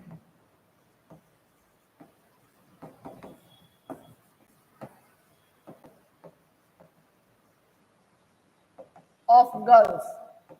अब ये सवाल आ जाता है, भाई मान लो चलो भेज दिया, पेरेंट्स ने स्कूल में पढ़ने के लिए भेज दिया। एकेडमिक अचीवमेंट का मतलब क्या है कि माता पिता ने भेज दिया, मान लो किसी भी कारण से स्कूल भेज दिया। अब आपकी ड्यूटी क्या बनती है, यहाँ पर आपको वो पॉइंट्स बताए जा रहे हैं। इसमें और इससे पीछे वाले क्वेश्चन में क्या फर्क था, वहां पर तो भेजना ही नहीं चाह रहे थे, तो आप वो समस्याएं पढ़ रहे थे, उन्हें कैसे दूर करना है वो पढ़ रहे थे। यहाँ पर है पेरेंट्स ने दरवाजे पर भेज दिया, एकेडमिक अचीवमेंट के लिए भेज दिया, अब क्या जिम्मेदारी है? तो अब क्या जिम्मेदारी है? जैसे पहला इन्होंने बताया, कुछ पॉइंट्स ऐसे होते हैं जो आपके स्कूल के पॉइंट ऑफ व्यू से बड़े इंपॉर्टेंट है, जैसे building of the school must be attractive. इसमें आप क्या बता सकते हो? बिल्डिंग, स्कूल की बिल्डिंग अट्रैक्टिव हो। भाई ये ना हो कि बच्चा आया जिस जगह, उस घर में भी वो टूटी फूटी दीवार में रहता था, हट में रहता था, और यहाँ भी कमरे में से बारिश आ रही है तो पानी टपक रहा है, तो मजा नहीं आएगा बच्चे को पढ़ने में, चाहे वो लड़का हो चाहे वो लड़की हो। तो ये कॉमन चीजें कुछ है, बिल्डिंग अट्रैक्टिव हो। दूसरा, मिड डे मील, लड़कियों को लड़कों को सबको मिले, क्योंकि कई बार ना फैमिली के पास तो एक वक्त का खाना भी अपने बच्चों को देने के लिए नहीं होता। तो व्हाट दे थिंक कि अगर हम स्कूल भेजेंगे एटलीस्ट ये न्यूट्रिशनल डाइट ही लेकर आ जाएगा, हमें इसे खाना नहीं खिलाना पड़ेगा, कुछ खाया आएगा कुछ घर ले आएगा, तो उस सोच से भी उनको भेज देते हैं। इसके अलावा school curriculum should be interesting for girls. जो स्कूल का करिकुलम है वो लड़कियों के लिए भी इंटरेस्टिंग होना चाहिए, जैसे उसमें सिलाई कढ़ाई, गृह विज्ञान। जैसे पेरेंट्स भेजें कि भाई देखो तुम स्कूल जा रही हो तो तुम्हें सिलाई कढ़ाई भी सिखा रहे हैं, लड़कियों से रिलेटेड जो चीजें हैं उन्हें वो भी सब बताया जा रहा है कि वो आगे चल के उसी में जीविका पार्जन कर सकें। इसके अलावा teacher should use audio visual aids. Teacher को ज्यादा से ज्यादा क्या यूज करने हैं? क्लासरूम में अगर बच्चा आ गया पढ़ने, ऑडियो विजुअल एड्स का यूज करना है ज्यादा से ज्यादा, क्योंकि जितना अच्छा यूज करेंगे उतना ही क्या होगा? डेवलपमेंट होगा। Teacher should behave with girls in a sympathetic manner. हमारे अध्यापकों को लड़कियों के साथ कैसे बिहेव करने की जरूरत है? सिंपैथेटिक मैनर में, एक बड़ा पेशेंस के साथ। इम्पेशेंट नहीं होना है, नहीं तो वो दोबारा पढ़ने के लिए नहीं आएंगी, वो पहले ही सेंसिटिव होती हैं। अगर आप उन्हें कुछ जरूरत से ज्यादा बोल दोगे, उनकी प्रॉब्लम को अंडरस्टैंड नहीं करोगे, उनके घर में क्या चल रहा है वो क्यों नहीं पढ़ पाई, लेकिन टीचर ने आते ही उसको मारना डांटना शुरू कर दिया, तो यू हैव टू अंडरस्टैंड कि वो किस परिवार से आ रही है, किस बैकग्राउंड से आ रही हैं। कहीं वो फर्स्ट जनरेशन लर्नर तो नहीं है, तो वो इसलिए नहीं पढ़ पा रही। तो आपको उन्हें वो एनवायरनमेंट यहीं पर देना है, वो ये नहीं कि आपने उसको एलिगेट करते रहना है, तो फिर वो नहीं आएगी पढ़ने।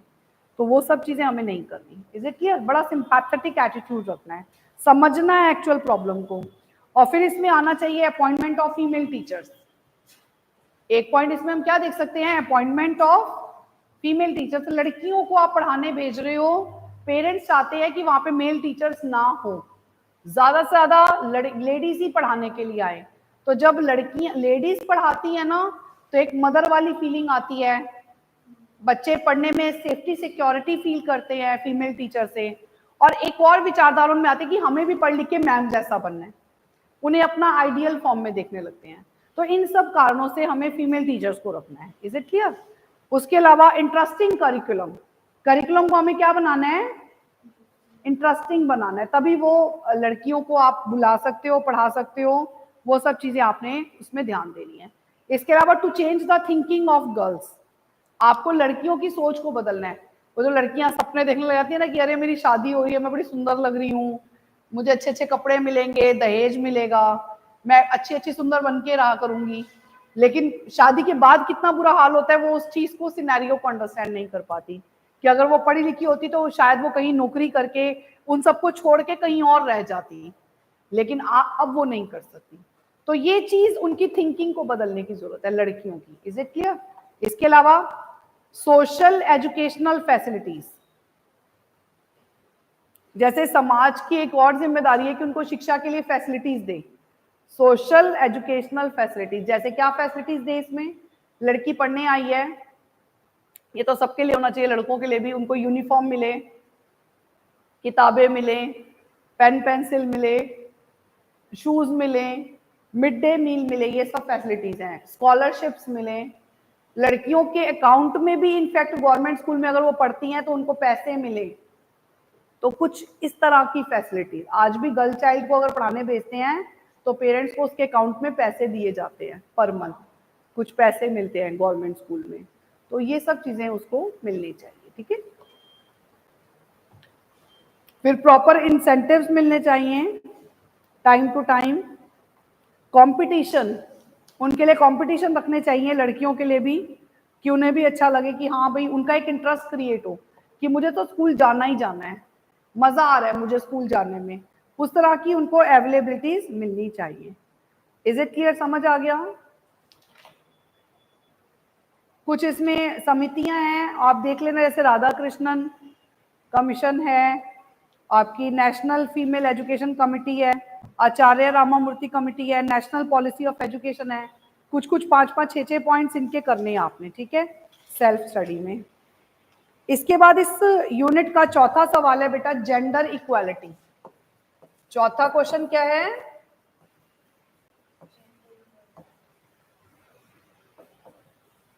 समानता, लिंग समानता। जेंडर इक्वालिटी का मतलब है लिंग समानता। तो लिंग समानता, लिंग का मतलब क्या होता है? मेल्स और फीमेल्स। और समानता का मतलब क्या है? In the terms of opportunities and rights, दोनों को इक्वल समझना। लिंग समानता, जेंडर इक्वालिटी का मतलब क्या है कि जो राइट्स आप मेल को देते हो वही राइट्स आपको फीमेल को देने हैं। इक्वल अपॉर्चुनिटीज, जो अवसर आप मेल को देते हो वही अवसर आपको फीमेल को देने हैं, कहीं पर भी किसी तरह का कोई डिस्क्रिमिनेशन ना हो। तो जब आप दोनों को सिमिलर राइट्स, एक जैसे rights, equal opportunities, equal rights देते हो, तो this is called age gender equality. समझ आ गया जेंडर इक्वालिटी क्या होता है? अब इसमें भी वही पढ़ेंगे, नीड एंड इंपॉर्टेंस। क्या जरूरत है? जेंडर इक्वालिटी की जरूरत क्यों है? तो क्यों है? For proper utilisation of human resources. इसमें भी वही पॉइंट आएगा कि आप पहले मानवीय संसाधनों का प्रयोग कर सके, तो उसके लिए फीमेल को भी इक्वल अपॉर्चुनिटी मिलेगी, तभी तो वो काम कर पाएंगी, तभी तो वो कहीं ना कहीं अपने आप को उसमें इन्वॉल्व कर पाएंगी। तो उसके लिए इक्वल अपॉर्चुनिटी देना जरूरी है। उसके अलावा to make democracy a success, हमें डेमोक्रेसी को ज्यादा से ज्यादा लागू करना पड़ेगा। डेमोक्रेसी किताबों में तो है बट प्रैक्टिकली हमें दिखाई नहीं देती। For the people, of the people, by the people. People मतलब मेल एंड फीमेल बोथ। जब उस चीज को हम देखते हैं तो वो सिर्फ किताबों में नजर आता है, एक्चुअल में तो मेल का ही कॉन्ट्रीब्यूशन हर जगह नजर आता है। तो ये भी एक रिस्पॉन्सिबल कॉज है, ठीक है। अगला, gender equality, law of nature. Gender equality, law of nature. ये बात सबको समझने की जरूरत है कि जो लिंग समानता है ये भगवान का नियम है, नेचर, प्रकृति का नियम है। जब प्रकृति ने उसमें कुछ अलग नहीं करा तो हम आप कौन होते हैं उनको सेपरेट करने वाले, उनसे उनके राइट्स छीनने वाले, उनसे उनकी अपॉर्चुनिटीज छीनने वाले। Is it clear? उसके लिए जेंडर इक्वालिटी बहुत जरूरी है। फिर प्रिजर्वेशन ऑफ इंडियन कल्चर, भारतीय संस्कृति को प्रिजर्व करने के लिए, क्योंकि जो हमारा इनिशियल कल्चर था ना वैदिक काल, उसमें फीमेल को लेकर स्टेटस इक्वल था, जहां पर मेल और फीमेल दोनों यज्ञनाज में पार्टिसिपेट करते थे, दोनों के बिना यज्ञ पूरा नहीं माना जाता था, तो दोनों को इक्वल अपॉर्चुनिटी उसमें दी जाती थी। Is it clear? Development of self confidence, उनमें सेल्फ कॉन्फिडेंस डेवलप करने के लिए भी ये जरूरी है कि जेंडर इक्वालिटी को फॉलो किया जाए। जहां पर लड़कियों को इक्वल अपॉर्चुनिटी नहीं मिलती वहीं पर तो कॉन्फिडेंस लूज हो जाता है।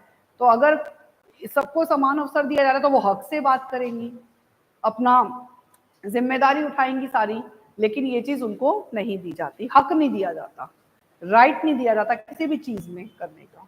तो ये भी इसका एक कारण है। Is it clear? आपने इसमें इसके पढ़ने हैं मेजर्स। क्या पढ़ने हैं इसके अंदर? इसके मेजर्स, आप क्या क्या तरीके यूज कर सकते हो फॉर जेंडर इक्वालिटी, जिससे कि जेंडर इक्वालिटी आ सके। कौन कौन से योगदान में क्या क्या पॉइंट्स ऐसे हैं जो आप यूज कर सकते हो। जैसे पहला, government should try to create awareness, जागरूकता लाने की कोशिश करनी है। सरकार को क्या लाने की कोशिश करनी है? जागरूकता। कैसे? टीवी के जरिए, मास मीडिया के जरिए, एड्स दिखाना, फिल्में दिखाना, रेडियो पर विज्ञापन जारी करना, इनके जरिए जेंडर इक्वालिटी आएगी। तो सबसे पहले क्या है? Mass awareness. पहला इसका मेजर क्या हो सकता है? Mass awareness. दूसरा, our constitution should make certain laws and नियम्स, हमारे संविधान में कुछ सख्त नियम बनाए जाने चाहिए जिसमें किसी भी एक जेंडर को किसी भी तरह से अगर एक्सप्लॉइट किया गया तो उसको सजा मिलेगी। ऐसे कोई सख्त कानून होने चाहिए, तब अपने आप जेंडर इक्वालिटी आ जाएगी। Is it clear? तीसरा, there should be mutual cooperation among all organisations. जैसे काम देते हैं ना, जॉब्स देते हैं, तो जितनी भी ऑर्गेनाइजेशन है आपस में इनमें म्यूचुअल कोऑर्डिनेशन होना चाहिए। Government sector, semi private sector, private sector, सब में एक कोऑर्डिनेशन हो, सब में एक जैसे रूल्स फॉलो सबके लिए। ये नहीं कि आप किसी एक को ज्यादा अपॉर्चुनिटी दे रहे हो, किसी एक को कम दे रहे हो। किसी जॉब के लिए सिर्फ फीमेल को कह रहे हो कि सिर्फ यही कर सकती है, किसी जॉब के लिए आप कह रहे हो सिर्फ मेल ही कर सकता है। तो सबको इक्वल अपॉर्चुनिटी देनी है। Is it clear? गुड चीज। देयर शुड बी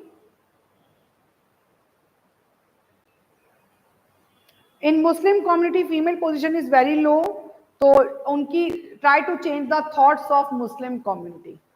इसमें एक सेपरेट पॉइंट में ये बताया गया है कि जैसे शुरू से ही देखा गया है थोड़ा सा मुस्लिम फीमेल्स को ज्यादा प्रॉब्लम रही है, तो उनकी थॉट्स को एक चेंज करने के लिए हमने एक सेपरेटली बताया है कि वहां पर सोच को चेंज करने की जरूरत है। Is it clear? इसके अलावा basic facilities, basic opportunities, relations, इन सब चीजों को अगर इंप्रूव करते हैं तो अपने आप जो है ना जेंडर इक्वालिटी आ जाएगी। ठीक है, अब आपने यहाँ पर एक और चीज पढ़नी है, रोल ऑफ टीचर। क्या पढ़ना है? Role of teacher in bringing gender equality. आप टीचर बनने जा रहे हो, आप जेंडर इक्वालिटी में किस तरह का रोल प्ले करोगे? आपको तो ये क्वेश्चन बहुत आता है, ये सवाल बहुत पूछते हैं। तो टीचर का क्या रोल है? पहली बार, teacher should consider equally all the girls and boys. अध्यापक को तो लड़कों को लड़कियों को क्या समझना है? समान, सबको समान समझना है। किसी एक को आपने कोई खास प्रेफरेंस अलग से नहीं देनी। Is it clear? Special treatment नहीं देना। दूसरा, if some girls are backward और weak in any subject then teacher should try to overcome their problems. अगर कोई लड़की किसी एक सब्जेक्ट में या कुछ विषयों में बैकवर्ड है, पिछड़ी हुई है, तो आपको उसे सेपरेट क्लास देकर उसे मतलब आगे लेके आना है, ना कि ये कि वो घर बैठ जाए, ना कि ये कि उसे भला बुरा कहना है, उल्टा पुल्टा बोलना है, कमेंट्स करने हैं। नो, ठीक है, सिंपैथेटिक एटीट्यूड के साथ उसे पढ़ाना है। तीसरा, टीचर शुड नॉट यूज दो statements which shows sex difference. अध्यापक ऐसे कोई स्टेटमेंट क्लास में यूज नहीं करने जो जेंडर डिफरेंस की तरफ शो करते हैं, सेक्स डिफरेंस की तरफ शो करते हैं, कि लड़कियों को तो हमें भागने दौड़ने वाले गेम्स में पार्टिसिपेट ही नहीं कराना। ऐसी कोई स्टेटमेंट यूज नहीं करनी क्लास में जो लड़कियों को बैकवर्ड करे या लड़कों को किसी चीज में बैकवर्ड करे, क्योंकि जेंडर इक्वालिटी की बात हो रही है। होमोजीनियस ग्रुप्स, जब भी कोई काम के लिए, एक्टिविटी के लिए कोई आप ग्रुप बनाओ तो वो कैसे ग्रुप होने चाहिए? होमोजीनियस, दोनों के, लड़के और लड़कियों के मिक्स ग्रुप बनाओ किसी भी क्रिया को करवाने के लिए। Teacher should have broader outlook. Teacher का आउटलुक कैसा होना चाहिए? ब्रॉड माइंडेड होने चाहिए टीचर। उसके अलावा teacher should not motivate only boys and girls on the basis of their capabilities. आपको टीचर को मोटिवेट लड़के और लड़की के आधार पर नहीं करना, उनकी कैपेबिलिटीज के बेस पर नहीं करना, बल्कि किस आधार पर करना है? सॉरी, कैपेबिलिटी के बेस पर करना है, ना कि इस आधार पर कि वो सेक्स बॉय है या फिर गर्ल है। योग्यता के आधार पर आपने उन्हें मोटिवेट करना है। Teacher should discourage the concept of sex difference. Teacher को इस बात को डिस्करेज करना है कि सेक्स डिफरेंस मतलब ज्यादा यूज नहीं करना इस टर्म को, सभी इक्वल है ये बताना है। इसके अलावा मेथड्स ऑफ टीचिंग इसमें क्या हो सकते हैं जेंडर इक्वालिटी में? आप किस किस तरीके से शिक्षण करेंगे?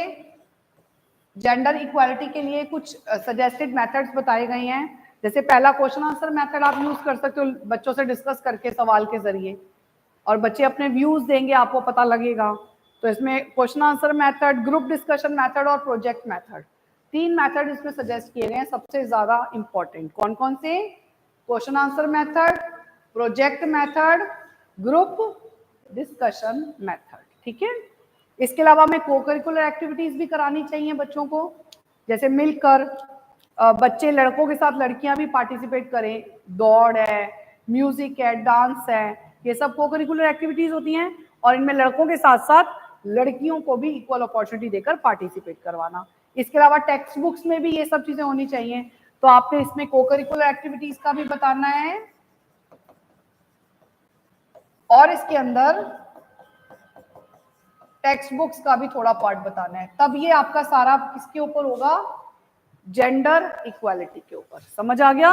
जेंडर इक्वालिटी में हमने क्या क्या पढ़ना है? उसकी नीड,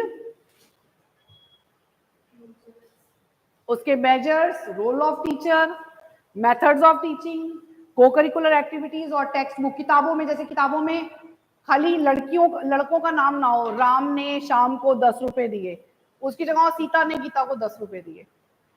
समझ गए? तो मेल की जगह फीमेल के नेम्स भी हों। जैसे हिंदी में लाइव स्केचेस होते हैं, तो वो मेल के ना होकर फीमेल के भी हों। जैसे स्वामी दयानंद जी हैं, महात्मा गांधी है, तो उसके साथ साथ सरोजिनी नायडू भी है, उसके साथ साथ इंदिरा गांधी जी भी हैं, तो उनके भी लाइव स्केचेस होने चाहिए।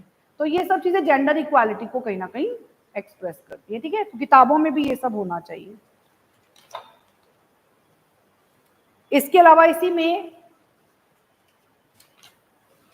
वैसे इसमें मैंने ऑलमोस्ट सारा पार्ट कवर कर दिया है, मैं एक बार देख लेती हूँ।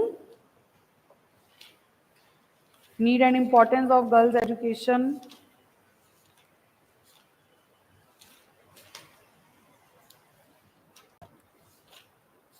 एफर्ट्स हो गया,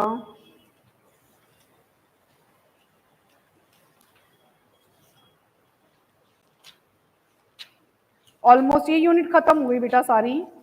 अगली क्लास में हम लोग 3rd यूनिट पर डिस्कस करेंगे। ठीक है, 2nd यूनिट मैंने सारी कवर कर दी आपकी। इन the next class children with special needs. अच्छा एक बात और, हाँ 3rd यूनिट आप खुद करेंगे, क्योंकि चिल्ड्रन विद स्पेशल नीड्स में वो सारे बच्चे हैं जो mentally retarded, gifted children, blind children, handicap children, hearing impairment, आपने पढ़ा है ना ये सब कैटेगरीज, फर्स्ट ईयर में भी पढ़ी हुई हैं।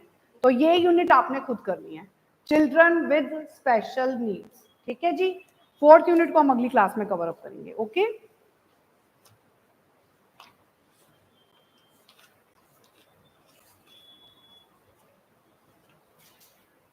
Diversity and inclusive education. In the next class what I will take, diversity क्या होती है और इंक्लूसिव एजुकेशन क्या होती है, हम इस पर डिस्कस करेंगे अगली क्लास में। ठीक है, आज के लिए इतना ही रखेंगे। सो अगली क्लास में I try to finish this book, क्योंकि फिर इसके बाद हम नया कुछ सब्जेक्ट, एक आधी क्लास उसको भी मैंने देनी है, तो उसको हम शुरू करेंगे। ओके, तो नो नॉट पॉसिबल बेटा, हाँ नहीं पॉसिबल नहीं, क्योंकि संडे को ऑलरेडी बहुत सारी क्लासेस होती हैं।